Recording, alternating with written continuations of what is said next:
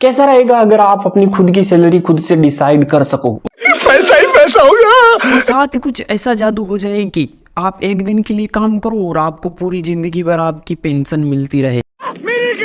दरअसल ये मिरेकल अपने प्यारे भारत के अंदर 1947 से चला आता आ रहा है और इस मिरेकल को करने वाले कोई लोग और नहीं बल्कि अपने प्यारे पॉलिटिशियन यानी कि युवा नेता है। भारत में नेताओं को जो सैलरी और अलाउंसेस मिलते हैं, अगर आप उनके बारे में जानोगे तो आपका मुंह पूरा खुला का खुला रह जाएगा, आपके होश उड़ने वाले हैं। तो वीडियो को पूरा अपनी आंख और कान खोलकर सुनना, क्योंकि इस वीडियो को देखने के बाद नेताजी कहने वाले हैं। अरे बाप रे, ये तो धोती खोल रहा है। तो एक्स एमएलए और एमपी की पेंशन के बारे में बात करें उससे पहले अपन अपने करंट एमएलए और एमपी की सैलरी और अलाउंसेस के बारे में बात कर लेते हैं कि आखिर ये महीने का कितना उठा रहे हैं या फिर साल का कितना उठा रहे हैं और कितना काम कर रहे हैं ये अपने लिए। भारत में एक एमपी यानी कि एक सांसद को बेसिक सैलरी के रूप में 1 लाख रुपए मिलते हैं और कॉन्स्टिट्यूएंसी अलाउंस के रूप में 49,000 पर मंथ के हिसाब से मिलते हैं। इन पैसों से क्या कर सकते हैं नेताजी? अपने चुनाव क्षेत्र में जाकर अपने क्षेत्र का विकास कैसे हो रहा है ये देख सकते हैं, लेकिन नेताजी जाते नहीं है, वो बात अलग। नेताजी को कहीं खांसी जुकाम न हो जाए इसके लिए उन्हें हर महीने 10,000 रुपए मेडिकल अलाउंस के रूप में मिलते हैं। वैसे तो नेताजी अपने ऑफिस में कभी टिकते ही नहीं है, लेकिन उन्हें ऑफिस अलाउंस के रूप में 60,000 रुपए मिलते हैं और वो उन 60,000 में से 40,000 का अपने पीए रख सकते हैं और बाकी की 20,000 ऑफिस के वर्क में लगा सकते हैं। वैसे नेताजी का कोई ऑफिस होता नहीं है तो पीए रखने की जरूरत ही नहीं पड़ती है। आज के जमाने में जहाँ पर 300 रुपए में फुल अनलिमिटेड कॉलिंग हो जाती है 1 महीने के लिए, उस जमाने में नेताजी को 1 महीने का टेलीफोन अलाउंस 5,000 रुपए मिलता है और इन सबको मिलाकर भारत के एक एमपी की 1 महीने की सैलरी 3 लाख के आसपास चली जाती है। अपने एमपी साहब को कहीं पर घूमने जाना और उसके लिए उनका मन कर रहा हो कि नहीं भैया यार गाड़ी में कैसे चले, अपन तो प्लेन से चलेंगे, तो अपने एमपी साहब को प्लेन से बैठकर घूमने के लिए 4 लाख रुपए हर साल के अंदर मिलते हैं, यानी कि वो 4 लाख की फ्री एयर फ्लाइट आराम से ले सकते हैं। मजे की बात एक और ये है कि अगर उन्होंने इस साल काम में नहीं लिया 4 लाख को तो अगले साल वो ऐड हो जाएंगे। और अगर मान लो कि सांसद जी का मन हुआ कि उनको एयरप्लेन से नहीं घूमना है, उनको ट्रेन से घूमना है, तो उनको 5,000 रुपए हर साल में ट्रेन के सफर के लिए भी मिलते हैं। पानी के लिए उन्हें हर साल 5,000 रुपए मिलते हैं और इलेक्ट्रिसिटी अलाउंस के रूप में उनके 50,000 बिजली के यूनिट फ्री होते हैं।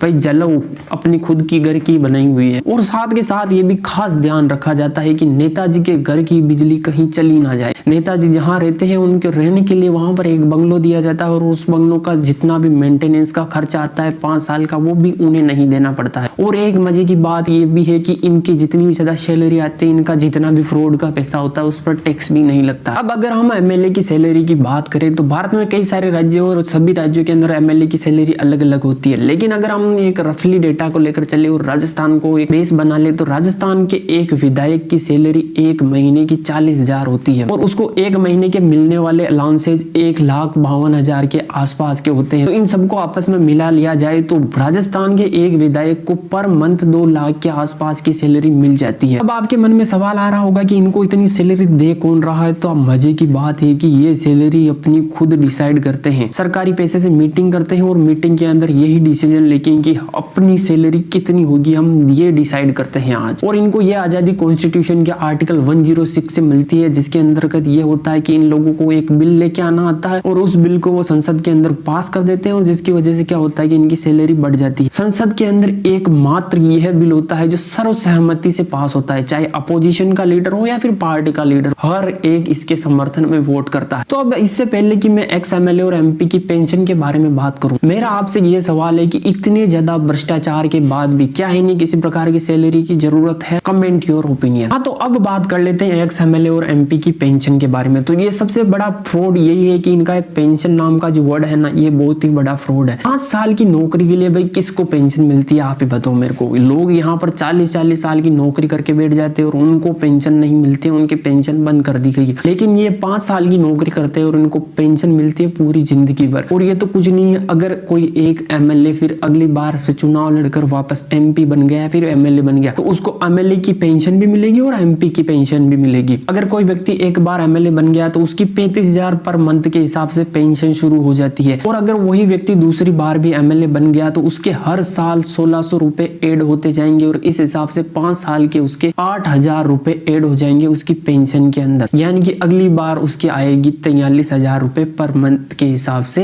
पेंशन। और फिर अगर वही आदमी तीसरी बार भी एमएलए बन गया तो उसके 8,000 की जगह उसके साथ में प्लस कितने हो जाएंगे, 16,000 रुपए प्लस हो जाएंगे। अगर एमएलए साहब अपनी 40 की उम्र में रिटायर हो गए तो 70 साल की उम्र आने तक उनको पेंशन मिलती रहेगी और जैसे उनकी उम्र 70 से पार हुई तो उनकी पेंशन में 20% वृद्धि हो जाएगी। वहीं एक एमपी की पेंशन 25,000 रुपए पर मंथ होती है। अगर वही आदमी दूसरी बार एमपी बन गया तो उसके हर महीने के अनुसार 2,000 रुपए प्लस होते जाएंगे और ऐसे ही उसके 5 साल के अंदर 10,000 रुपए पर मंथ के हिसाब से बढ़ जाएंगे। भारत के अंदर राजनीति या नेतागिरी दुनिया का एकमात्र ऐसा जॉब है जिसके अंदर आपको सैलरी और पेंशन एक साथ मिलती है। अगर आपने अपना विधायक का एक कार्यकाल पूरा कर लिया और अगर आप दूसरी बार विधायक बन गए हो तो आपको अपने पहले वाले विधायक के कार्यकाल की पेंशन मिलेगी और अभी जो आप विधायक हो उसकी सैलरी अलग से मिलेगी। अगर आप विधायक बनने के बाद में एमपी बन गए यानी कि सांसद बन गए तो आपको विधायक की पेंशन मिलेगी, एमपी की सैलरी मिलेगी और अगर आप दूसरी बार एमपी बन गए तो आपको क्या मिलेगी, विधायक की पेंशन, एमपी की पेंशन और फिर एमपी की सैलरी। और पेंशन मिलती भी किन लोगों को है, उन लोगों को जो पहले से या तो करोड़पति है या फिर अरबपति है। भारत के 90% एमएलए ऐसे हैं जो करोड़पति और 80% एमएलए ऐसे हैं जो अरबपति है। इनमें से कई सारे तो बॉलीवुड एक्टर, एक्ट्रेस और कई सारे बिजनेसमैन हैं। एक रिपोर्ट के मुताबिक भारत के सभी एक्स एमपी की पेंशन का खर्चा 75 करोड़ रुपए आता है और अगर इसको 12 से मल्टीप्लाई कर दिया जाए तो 900 करोड़ रुपए बनते हैं सभी एमपी की एक साल की पेंशन के ऊपर। और अगर वही एमएलए की बात की जाए तो कई ऐसे राज्य भी है जो पेंशन नहीं देते और कुछ ऐसे हैं जो किस लिमिट के साथ में पेंशन देते हैं, जैसे 1 साल के लिए, 2 साल के लिए पेंशन देते हैं। तो उन सबको छोड़ दिया जाए तो बाकी को जोड़ा जाए तो भी सभी एमएलए की पेंशन का 1 साल का खर्चा आता है 1500 करोड़ रुपए। यानी कि एक्स एमपी और एमएलए की पेंशन के ऊपर हम लोग 2500 करोड़ रुपए साल का खर्च कर रहे हैं।